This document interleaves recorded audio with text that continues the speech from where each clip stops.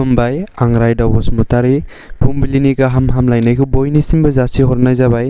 नोंथांमोना चेनेलाव गोदानब्ला अन्नानै subscribe, like, share खालामना हो।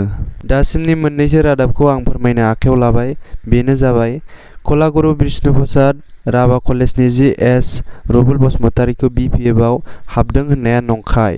आलासि महरै हांख्रायहरनानैसो रुबुल बसुमतारीखौ BPFआव जयेन जाहोनायनि गोख्रों अजद बिथाङा।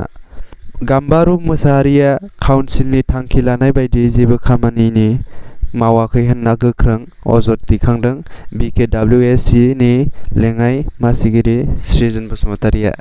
गुबुन गुबुन जायगायाव लानाय बादिनो सानखान्थि आरो बिगियान आयदाखौ इंराजिनि रावनि जाबसिनना होनो नाजानायनि हेंथायै सालाकाटि दख'रा एबसु आरो सालाकाटि गुदि बर' थुनलाइ आफादआबो खुद्रिसारदों।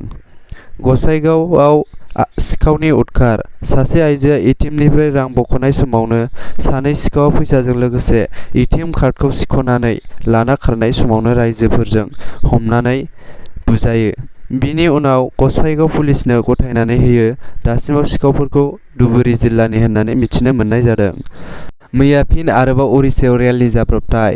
उरिष्यायाव दुर्ग-पुरी एक्सप्रेस रेलगारियाव हरखाब अर जोंब्लावनायखौ मिथिनो मोन्दों। मैया माजबाटआव दुलाराय राभा फरायसा आफादनि गोख्रों सोमावसारनायखौ नुनो मोन्दों।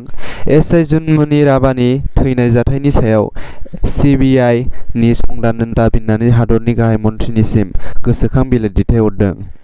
मैया उदालगुरि जिल्ला दलां दख'रा एबसुनि सिङाव थानाय मेट्रिक आनजादाव दख'रा सिंनिफ्राय टप 10 मासियाव जायगा लानानै उथ्रिसार जानो हानाय फरायसाफोरखौ बरायदों।